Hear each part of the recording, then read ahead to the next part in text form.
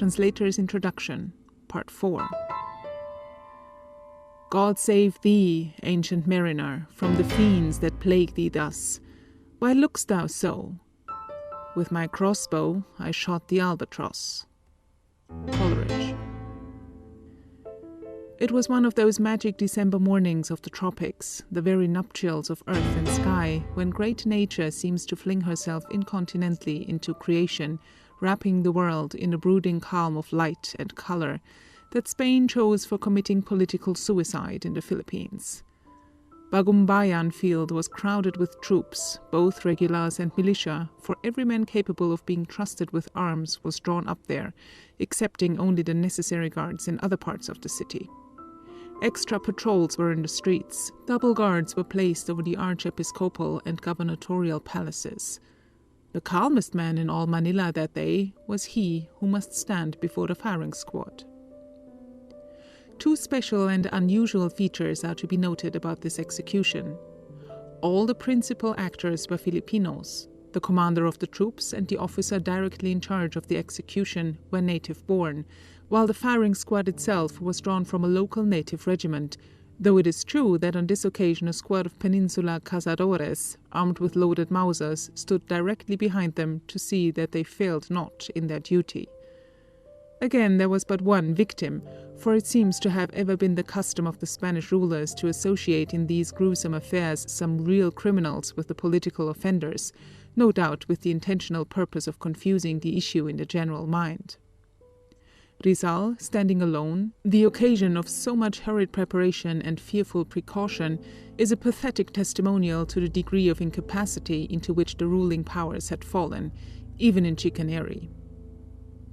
After bidding goodbye to his sister and making final disposition regarding some personal property, the doomed man, under close guard, walked calmly, even cheerfully, from Fort Santiago along the Malecon to the Luneta, accompanied by his Jesuit confessors.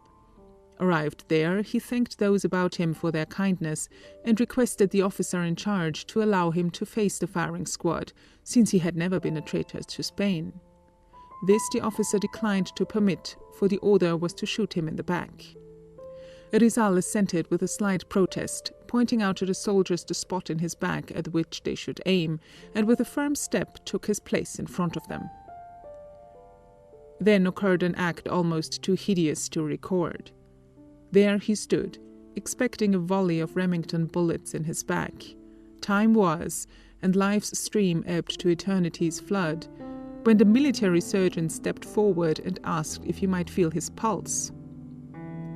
RIZAL extended his left hand, and the officer remarked that he could not understand how a man's pulse could beat normally at such a terrific moment. The victim shrugged his shoulders and let the hand fall again to his side. Latin refinement could be no further refined. A moment later, there he lay, on his right side, his lifeblood spurting over the Luneta curb, eyes wide open, fixedly staring at that heaven where the priests had taught all those centuries agone that justice abides.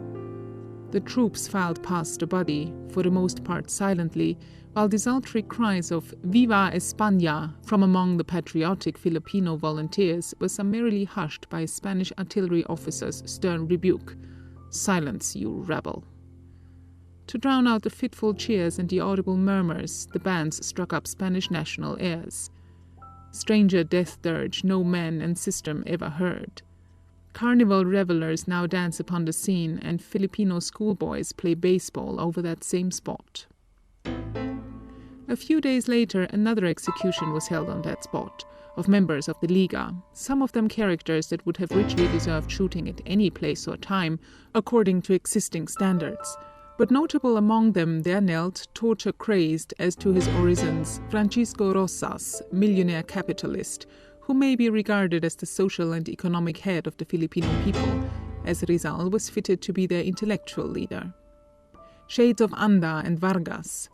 Out there at Balintawak, rather fitly the home of the snake demon, not 3 hours' march from this same spot, on the very edge of the city, Andres Bonifacio and his literally sans-culotic gangs of cutthroats were, almost with impunity, soiling the fair name of freedom with murder and mutilation, rape and rapine, awakening the worst passions of an excitable, impulsive people, destroying that essential respect for law and order which to restore would take a holocaust of fire and blood with a generation of severe training. Unquestionably did RIZAL demonstrate himself to be a seer and prophet when he applied to such a system the story of Babylon and the fateful handwriting on the wall. But forces had been loosened that would not be so suppressed. The time had gone by when such wild methods of repression would serve.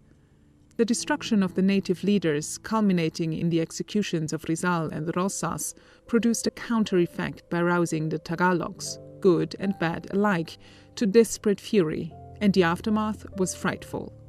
The better classes were driven to take part in the rebellion, and Cavite especially became a veritable slaughter pen as the contest settled down into a hideous struggle for mutual extermination.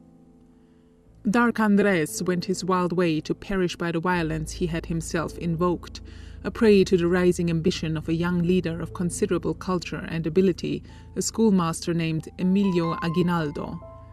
His Katipunan hovered fitfully around Manila, for a time even drawing to itself in their desperation some of the better elements of the population, only to find itself sold out and deserted by its leaders, dying away for a time.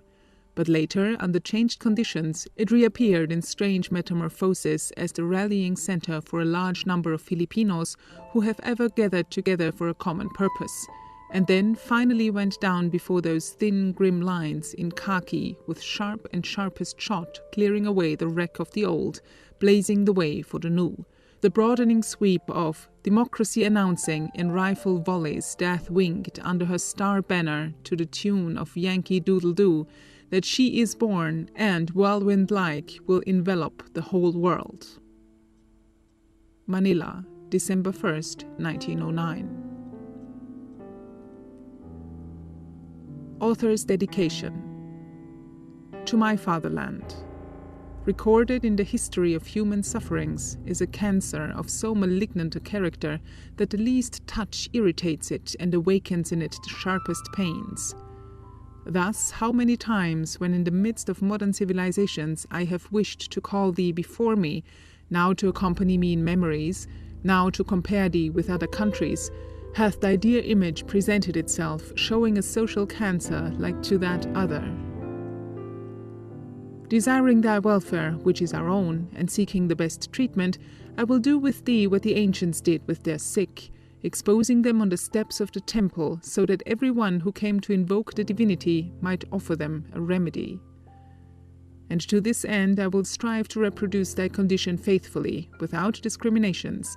I will raise a part of the veil that covers the evil, sacrificing to truth everything, even vanity itself, since, as thy son, I am conscious that I also suffer from thy defects and weaknesses. The author, Europe, 1886.